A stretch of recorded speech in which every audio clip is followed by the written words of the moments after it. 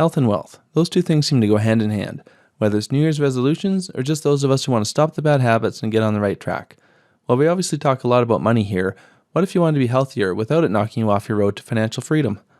Brad Barrett from Choose FI joins us this week to discuss how he was able to adopt a healthy lifestyle while still staying frugal. You can cut out the junk, eat better, exercise, and simply get fit without it hitting your wallet.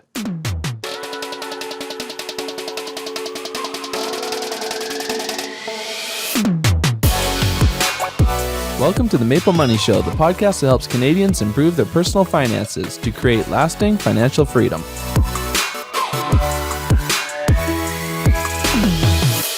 Are you a socially responsible investor? If so, our sponsor Wealthsimple can help you build a portfolio that focuses on low carbon, clean tech, human rights, and the environment. Get started with socially responsible investing by visiting maplemoney.com/wealthsimple. Now let's chat with Brad.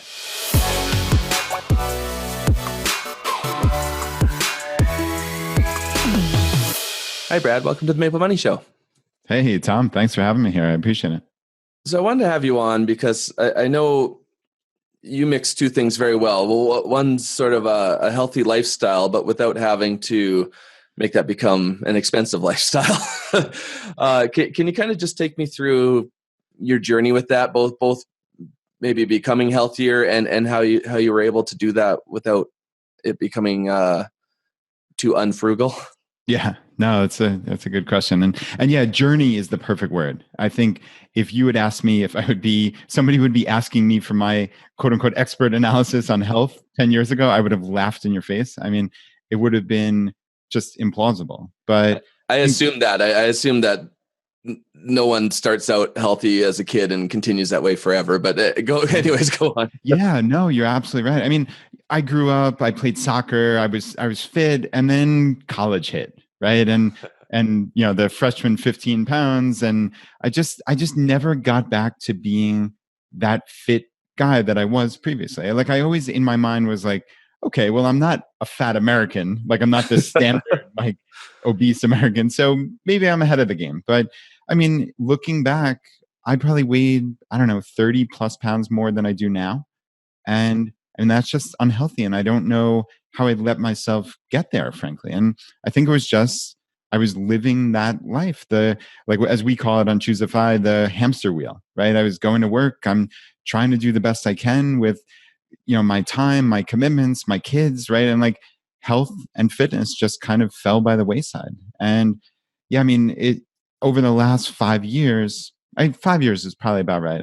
I've really just started focusing much more on fitness, on health, and specifically on food, actually. Okay. Personally, when I was in college, despite all the bad habits I had, I must have had a high metabolism. I was just skinny throughout school. For me, gaining weight came when I had children. Just started getting too busy, lazy with things. So it's something I've been working on now. I still have more to lose, but the past 6 months or so, I've been actively losing weight. But we'll get into that more as we go. Yeah.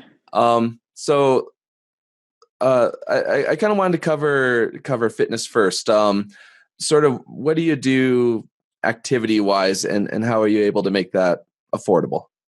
Yeah. So I think when I first started this journey, this true journey towards fitness and health, I was trying to do it as low cost as I possibly could. So a lot of that meant doing exercise in the house, just simple things like push-ups. I bought a $15 pull-up bar to put in my door, and I would push-ups, pull-ups. I don't know, maybe some running, though. In all honesty, I hate running. It's just not exactly my thing.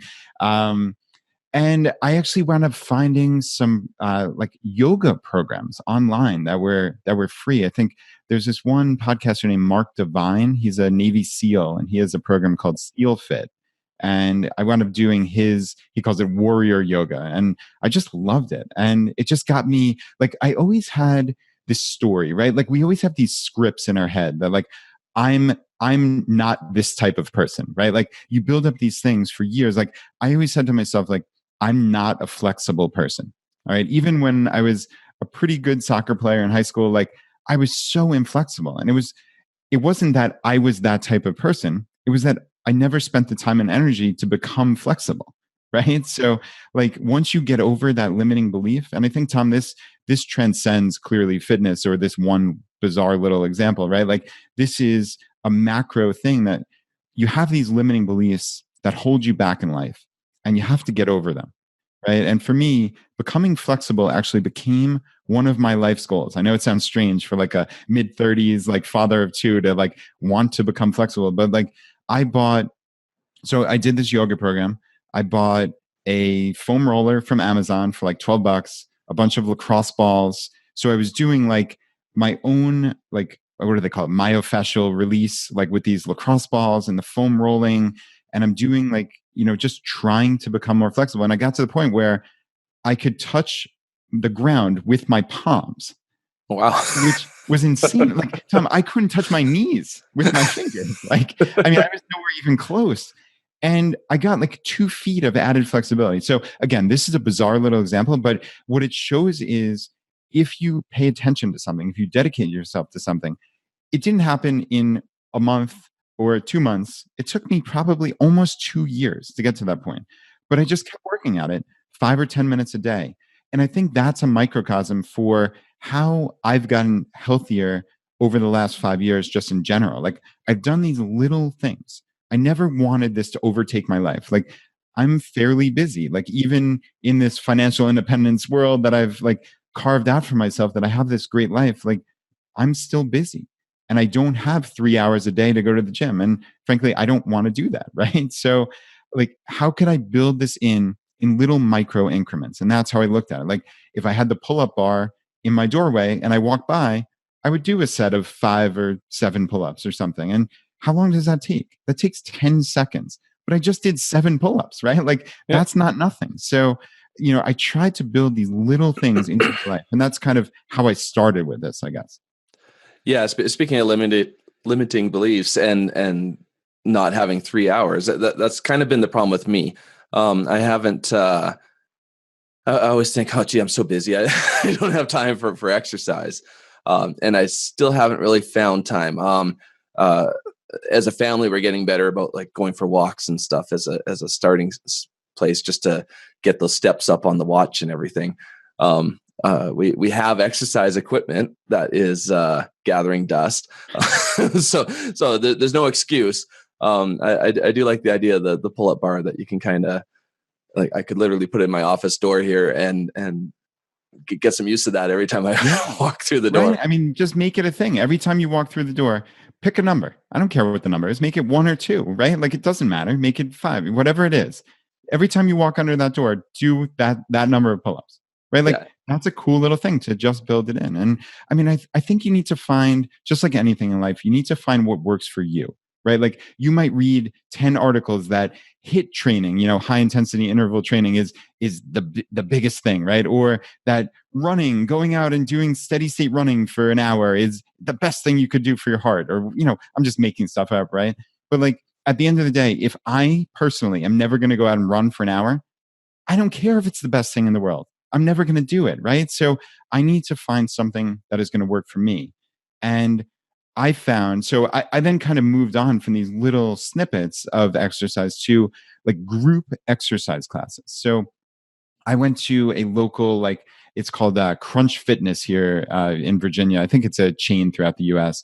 And they wound up having like basically for like $20 a month, I think it was unlimited of these group exercise classes. And I mean, I was one of actually the few men in these classes. Like it was mostly women oriented, but like honestly, I didn't feel uncomfortable at all. Like I thought they were fantastic. Like it was this camaraderie of people like working hard, and you see them like people are suffering, right? But they're keeping at it. And there's just something to that. I think that's why a lot of these group exercise, especially, you hear of CrossFit, certainly like that's a major one. Like the reason why those are so successful, in my opinion, is not because they're intense or that you get great results. Like there's always that, but like it's the camaraderie. It's the, those people are expecting me to be there at that class because I was there on Tuesday and I told them I'd be there on Thursday, right? Like, so you have to find again, like what works for you. So I went up going to those classes. And then as I got fitter, then I looked and like,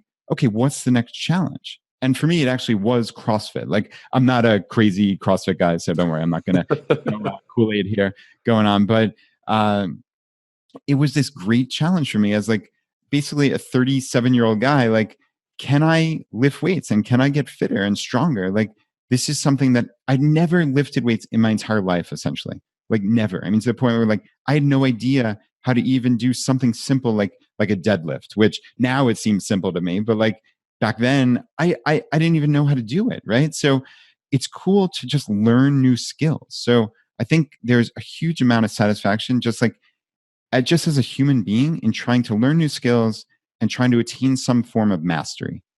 Yeah, and I like the idea of this sort of going and exercising in public, because I can see how that would be more motivating. Like with us on the business side of life, like if you have a mastermind group, you kind of you feel like you owe the rest of the group something. So like you said, if you're there on Tuesday and you say you're coming back, then the pressure is on you to actually come back, right? Yeah. No, you're absolutely right. And yeah, accountability is a huge aspect of this. And yeah, I mean, you asked me about kind of like, how did I save money? Right. So CrossFit clearly is not inexpensive. So like, this is not day one, but again, this was a challenge for me. And it was something that I really wanted to do. I did find kind of like a frugal hack, like at my particular gym. Of course, like I ran all the numbers and I realized like, okay, I'm going on vacation. Like, we take a family trip in August for most of the month. And then I go to conferences and all these other things. So like getting a yearly membership, it wouldn't make sense for me. It would just kind of eat me alive if I'm like away in August and I'm paying $160 a month for a CrossFit gym in Virginia. So I wound up doing like these punch cards. And so it's basically you're just prepaying for classes. And when you show up, one of those comes off your list. So it alleviated the need to have that membership. So while it wasn't like a huge money savings, it's probably 20% off right there, just in terms of these are the number of classes that I'm attending and that's what I'm paying for. So that was a nice thing. And then I realized that there's actually a program, my co-host on Choose FI, Jonathan, did this program called Strong Lifts. So it's an app called Strong Lifts 5x5. And I'm doing this with a buddy of mine who lives right around the corner. And I have the equipment in my house, so it doesn't cost anything for each subsequent time. And we've been doing it now for a month and a half, probably essentially every other day. So that saves me all that money that I was spending at CrossFit. So yeah, I mean, I've kind of come full circle in essence to how can I do really intense exercise now for very, very little money and certainly no marginal cost for it. So this app, is it just sort of guided workouts?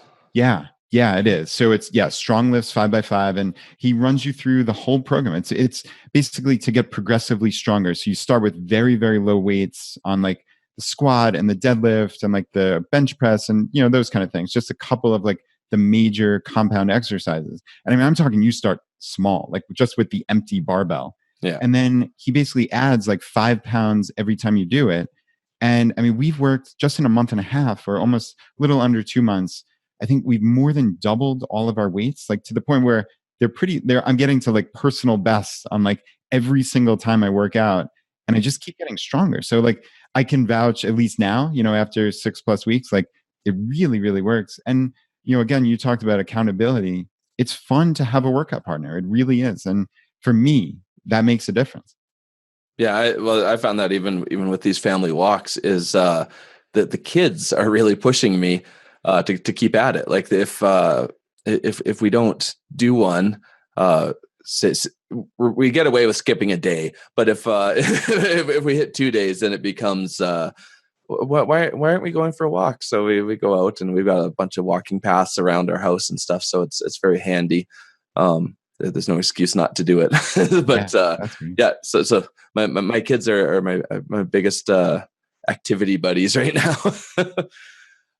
So let's switch this over to the food side, which is where I found some success so far. I've got a ways to go still, but it seems like if you're watching what you eat, that it goes a long way, maybe even more than the exercise side. At least what I'm seeing so far is if you don't put that junk into you in the first place, Yeah. it can help a lot. Um, let's start with the sort of from the beginning. Let's say, how can you sort of save money in a grocery store while making sure you're eating healthy? Yeah. Yeah, it's a great question. I mean, I think clearly planning is the most important aspect of this. So I credit you, you really honestly should have my wife Laura on right now to talk about this, because she is a master at meal planning. She's a master at finding recipes that she knows we're going to love, are going to be delicious. So like anytime you get into deprivation, right? Like, oh, I'd love to have this meal, but it costs too much, or this Yeah. or that, or like, or even worse, honestly, like I'm on a diet, right? Like I don't think that diets, personally, this is me personally speaking, that they're the long-term solution for your best life. Yeah, I So agree. I think anytime you have that deprivation mindset, like it almost invariably comes to an end, and like, and it can, that end can be sometimes worse than where you started. So like for me in my life, and like I said, I probably lost about 30 or 35 pounds in the last handful of years. And Tom, I like to eat. I mean, I'm an eater. Yeah, I come from a long line of eaters. And I mean, this, if I didn't make changes, it was going to trend in the wrong direction, and it was going to trend that way for decades. Hmm. So what I first did was, and this is kind of getting back to your question here, but just the way that I mentally approached this was I looked at my portion sizes, right? Like, what's a way to save money and to get healthier? Cut on your portion sizes, right? Because if if my wife Laura makes a meal that she thinks is going to last for each of us for 2 nights, and I pig out and have too much, well, then I just dramatically drove up the cost per meal, right? So, and then I screwed up her whole plan, and it's more time because then she has to cook again, or much worse, we have to grab takeout or something like that. So, I think that was a big key for me, was just kind of starting there, just looking at our meals and saying like, do I really need all this food ingested at every single meal? Or or can I get by on less? And I think I found like we look back at what we used to eat when we first got married, and we are horrified. I mean, Tom, horrified. It's almost unbelievable, like how much garlic bread we used to eat, and like all these other little things. Like, and we just don't do that anymore. But it wasn't overnight. It wasn't okay. We're gonna have a loaf of garlic bread to none, right? Like it wound up being like, okay, we really like garlic bread, so let's cut this loaf in four, and we're going to freeze 3/4 of it in separate pieces, right? In three separate sets of aluminum foil, and eat the quarter tonight for dinner. And then when we needed a little side for our next meal, we have that quarter there in the freezer. So this is like skills of just like planning, right? And then also making it obvious so you can't self-sabotage, right? If the food isn't there, you can't self-sabotage because you can't, I'm not going to defrost a quarter of a piece of bread and make it real quick while I'm still hungry, right? Like that's inconceivable. So I think like those are some of the strategies. I also personally cut down fairly significantly on carbs and sugar. I think that's just in the bit of research that I've done. And I'm not an expert, Tom. So this is just like my own anecdotal thing of like what's worked in my life. And it seemed like the great culprits were carbs and sugar. So I didn't go on a let's cut them out entirely. Like, again, that's deprivation. That doesn't work, in my opinion. So it was, how can I slowly cut them out? How can I substitute them? So those were the strategies. But then, yeah, like, how do you save money? You plan. I mean, this is what Laura does. She goes shopping. It's not just money, but it's time. So she goes shopping once a week. She has her plan for essentially to cook 2 meals. All right. So she hopes that we can get at minimum 2 dinners out of each of those meals for each of the two of us, right? So 4-person meals, if you will. So one meal might be Monday and Thursday, the other one might be Tuesday, Friday. Okay. So we have Wednesday set up. We have this great tofu night, which if you would have asked me if I would have ever had tofu night 2 years ago, I would have laughed in your face. But we now like fry up tofu and like have all these different sauces, and like they kind of take the place of like chicken wings for us now, because we have buffalo sauce on one and Parmesan garlic on another. And it's delicious. So anyway, that's become like a highlight of our week. But again, it's planned for, Tom, right? Like that's the crucial piece. So Wednesday's that. And then we have these 2 other meals that she'll cook. And then it's just obvious, right? Like we're not overeating. The ingredients are bought at the same time. So Laura usually tries to kind of pair them so that a worst case scenario is you buy an ingredient that only requires half of a jar, and then it goes bad, right? Because you don't need that other half a jar because you're not cooking anything. So you might have planned right about the cooking, but then you've got these ingredients going to waste. So she tries to pair them together so that we're not wasting ingredients also. So, I mean, to me, it's healthier because we're not eating out. We're watching our portions. The time is minimal and it doesn't cost that much. So, I mean, talk about like wins all around, So that really is at a very high level, our strategy. Yeah, we're a carb family for sure, and it's certainly something I realize we need to cut down on. Not going like a full keto diet or anything. No. That's kind of I get the idea of it, but yeah, I agree with you about deprivation. One thing I've been doing, I'm also a big meal eater. I can get my money's worth at a buffet, but one thing I've done that sounds like deprivation, but it really isn't once you get used to it, is intermittent fasting. I've lost about 15 pounds doing this, where I simply eat between 12 p.m. and 8 p.m. So I'm basically skipping breakfast, which is actually really efficient. Like you just wake up and you can just get started with your day. It's a plus now. It's not this feeling of I'm missing a meal and that's going to distract me. It's my mornings are like really, really efficient now by just waking up. You can have coffee or tea and then just getting to your day. And then on the other side, after 8 p.m., I'm not eating all the chips and everything else that I would snack on in the evening. So I lost about 15 pounds, probably a little bit more right now. And it's saving me money. That's one less meal a day. And I'm skipping a lot of chips and pretzels and anything else that would come out once the kids went to bed, basically. And like you said, just not having that stuff in the house makes that become easier too.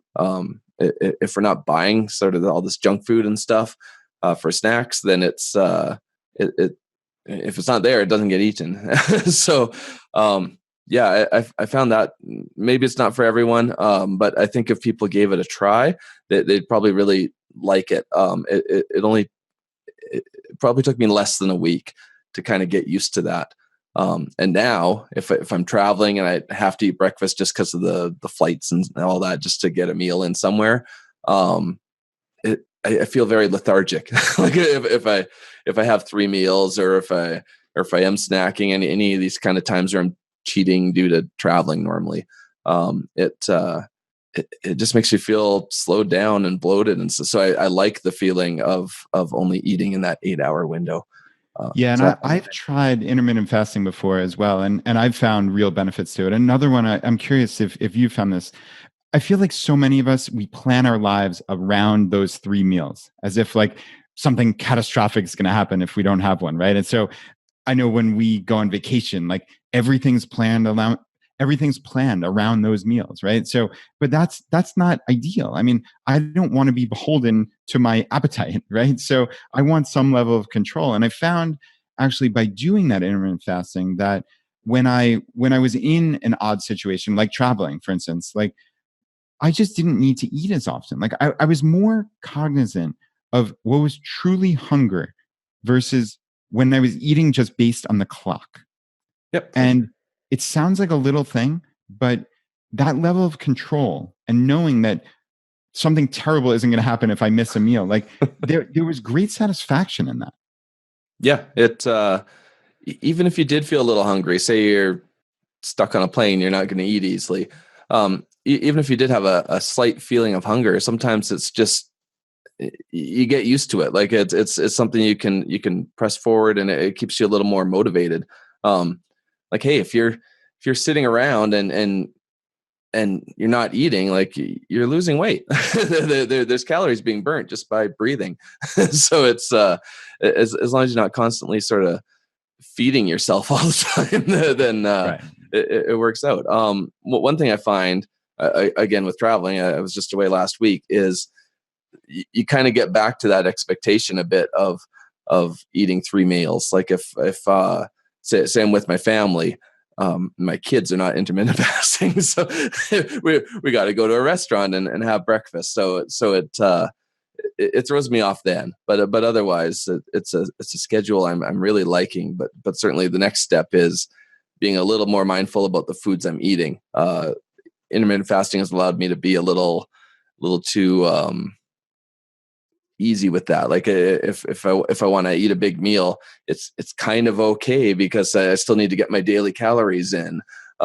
So I need to still make sure that now I've made it this far, I need to eat better foods.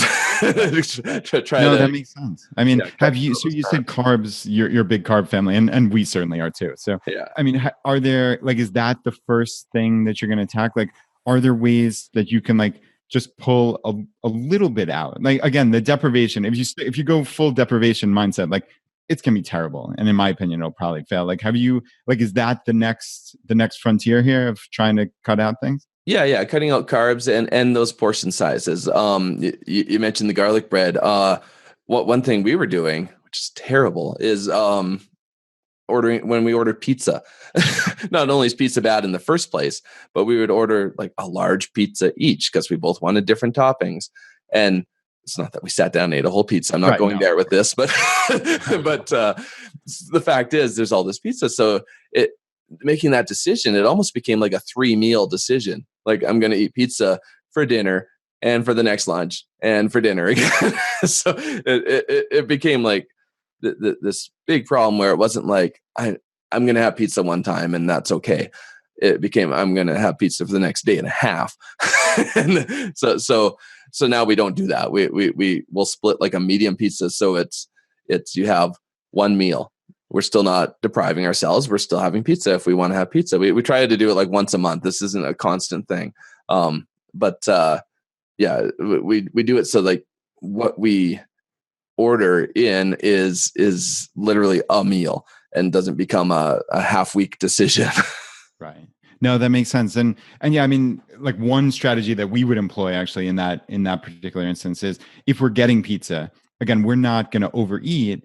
But what we're going to do is the leftovers we'll just freeze. And I think we do this a lot. That's just one example. But my wife makes liberal use of our freezer in terms of her meal planning. Because again, this is a lot about time as well. How can you be most efficient in time and in dollars is kind of how we look at it while still eating wonderfully. I want to make it clear to everybody. Yeah.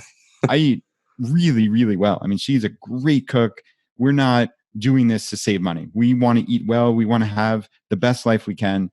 And obviously, if we can save money in the process significantly, it's this kind of function, right? We're trying to do all of the above, but if we're eating bad meals, we're not eating pasta and sauce, right? That, or pasta and butter all the time. That's not my dinner, right? Last night we had chicken shawarma that my wife made from home. And it was phenomenal. I would have paid $15 for that in a restaurant. And it cost only, I think it was sub $3 when we included the non-bread in. If we didn't have the bread, which again, carbs, right?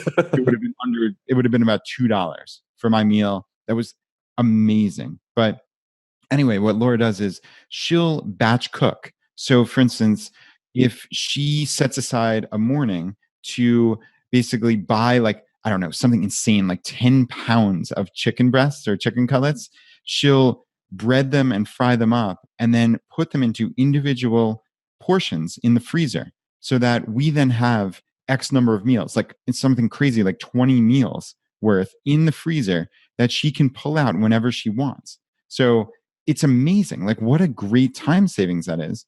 And she just boom, boom, boom. It's all done in an hour and a half.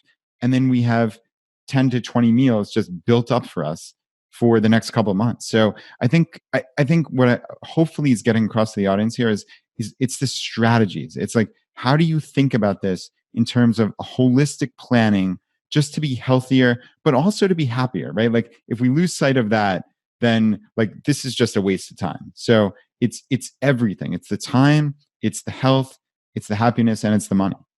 Yeah, I'm a big fan of meal planning. in practice. I haven't done it often enough. I've done some like you go out to a place and they have it all pre-cut, which is awesome, but it costs more. But the convenience of having these frozen bags, most of them go in the crock pot or something after just ready. It becomes the most convenient thing, even quicker than ordering a pizza or something like that.